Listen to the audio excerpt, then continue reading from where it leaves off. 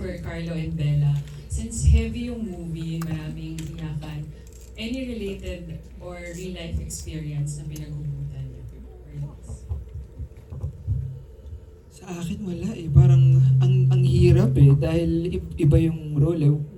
May kinukuhanan ako kasi yung auntie ko nagkaroon ng Alzheimer's. Pero ayoko kasing dalhin yun sa trabaho dahil masyadong mabigat para sa akin. So, pagka nasa trabaho, ako si Dindo, si Bella, si Sandra. So, doon lang ako umiikot palagi. Same din naman, I didn't use actual situations. Nag-focus na lang kami sa script and Direk Jerry guided us so well. We didn't need to use parang old experiences naman. Yeah. Thank you. And for Direk Jerry, na-mention nyo kanina half the work is done when you're working with good actors. So, pakwento po kung kumusta yung naging experience mag-direct nito and nakakailang take po sa mga heavy scenes. Ayan, buti tinanong mo yan. Hello. Ayan.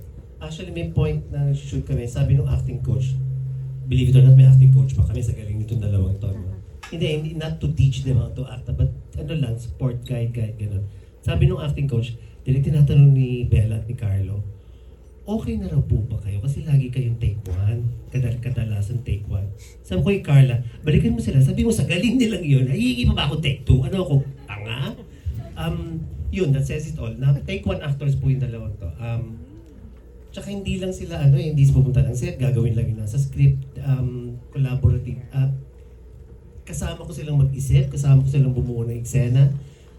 Ang dami nilang beautiful suggestions. Si Bea, ang dami nilang suggestions. Si Carlo. Ang sarap lang po nung working relationship namin. Walang, number one, walang ere, walang diva, walang ang gaan-gaan ng set. Kahit ang bigat-bigat ng storya. Tapos para lang kaming, I'm so excited to go to that shoot every day. Tapos na-excite ako talaga, ano kaya sasabihin, sasuggest ni Bella at ni Carlo. Ganun kami. Alam ni Bella to. Alam ni Carlo to. Ang sarap. Tsaka sobrang galing. So, yun na nga, kalahati ng work ko aanggulo na lang ako eh. Yun. Thank you, Direk. Thank you. That was Miss Kate at the Heart of Random Republica. For our next batch, please join Alan Policarpio of Inquirer, Miss Dolly Ann Carvajal of Philippine Star, Nikki Wang of Manila Standard, Street Scooper, a TikTok content creator. Our next question will be coming from Nurse Alma of GMA Entertainment. Hello, good afternoon.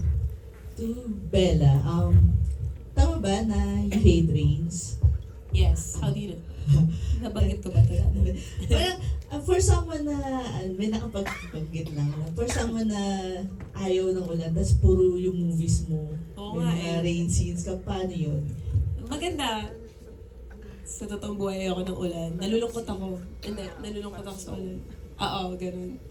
Oo, nalulungkot ako pag umuulan. Siguro dahil lumaki ako sa Pilipinas. Gusto ko maaraw palagi. Nakatulong siya sa akin dito sa movie ng grabe because the movie is very heavy and melancholic. It helped me a lot. Minsan, sinisindihan pa lang nila yung rain effect na tutulungan ako emotionally. Which was such a big help, honestly. But, we keep saying ang bigat ng movie, ang sakit ng movie, but there are also so many beautiful light moments in the film. I just want to add kasi baka i-expect nyo, umpisa pa lang umiiyak na kayo, although it could be that way. There are so many light moments also that bring life to the film. Masingit lang, but yeah. My second question is for Carlo. Ay, siguro pati na rin kay Bella, no? Since St. Gallen, ano yung mga na sa tingin nyo yung parang nag-improve or ano yung sa acting, may mga ayaw kong gawin.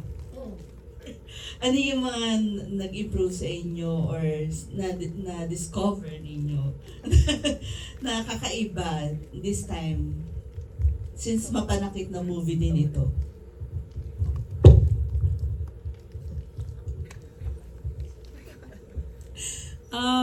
Nung Meet Me in St. Gallen, feeling ko ayaw ni Carlo yung ginagawa niya.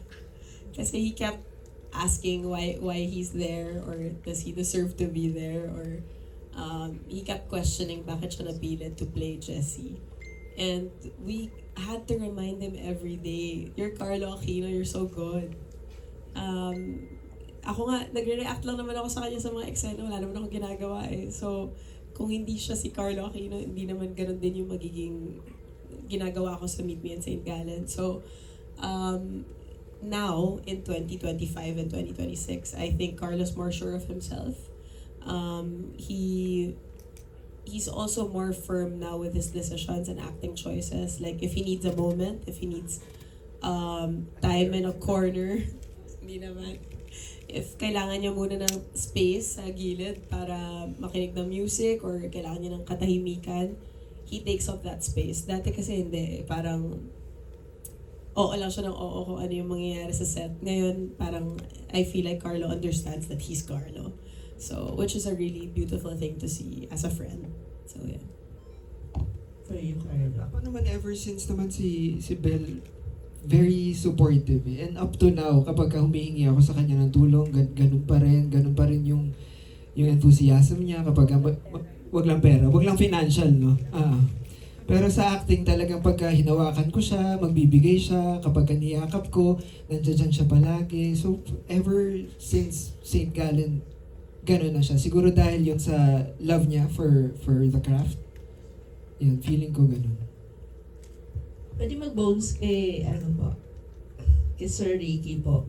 Since ito po yung first na adaptation na ginawa ninyo, how is it different do sa mga nagawa niyo before? Is it harder to write this or paano yung mga inspiration niyo para gawin yung script nito?